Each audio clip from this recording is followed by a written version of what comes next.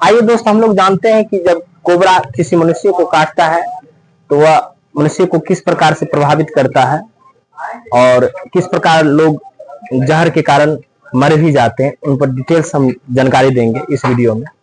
पहले हम लोग ये जानेंगे कि सांप के जहर मुख्यतः कितने प्रकार के होते हैं।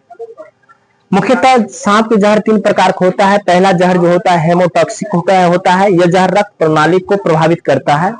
यह रसल वाइपर में पाया जाता है, जो बिहार का एक बहुत ही विषैला सर्प है। दूसरा जो जहर है उसका नाम है न्यूरोटॉक्सिक। यह जहर तंत्रिका तंत्र को प्रभावित करता है और ये कोबरा में पाया जाता है। साइटोटॉक्सिक जो होता है, यह शरीर के ऊतक को प्रभावित करता है। आइए हम लोग कोबरा के बारे में जानेंगे, कोबरा में कौन सा जहर पाया जाता है।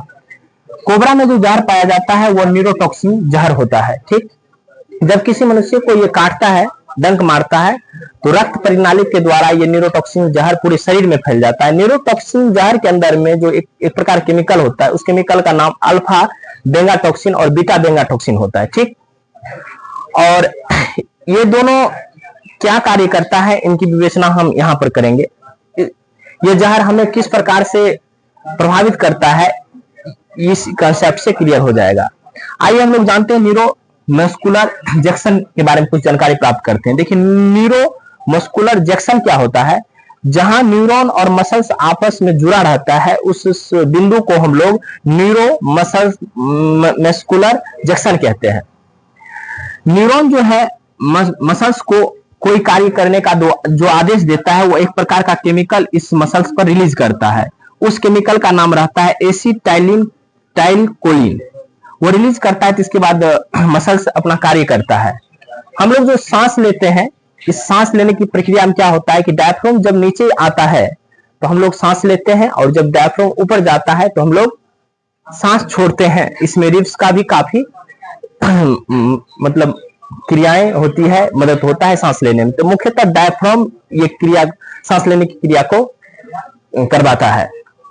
अब हम बात करते हैं कि ये न्यूरॉन जो है ये मसल्स को आदेश देता है, डायफ्राम के मसल्स को आदेश देता है कि तुम नीचे आओ या ऊपर जाओ।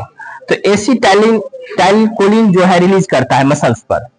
लेकिन जैसे ही किसी मनुष्य को अगर सर्प डंक मारा तो उसमें न्यूरोटॉक्सिन के साथ साथ अल्फा बेंगाटॉक्सिन और बीटा बेंगाटॉक्सिन रक्त प्रणाली के द्वारा उसके शरीर में चला जाता है, और चला जाने के बाद ये मसल्स पर आकर बैठ जाता है।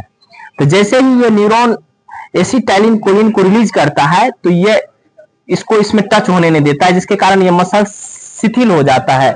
इसको ये बोल सकते हैं कि पैरालिसिस हो जाता है, जिसके कारण डायफ्राम ना तो नीचे जाता है और ना ही ऊपर जाता है, जिसके कारण मनुष्य सांस नहीं ले पाता है, और सांस नहीं लेने के कारण उस मनुष्य की मृत्यु हो जाती है।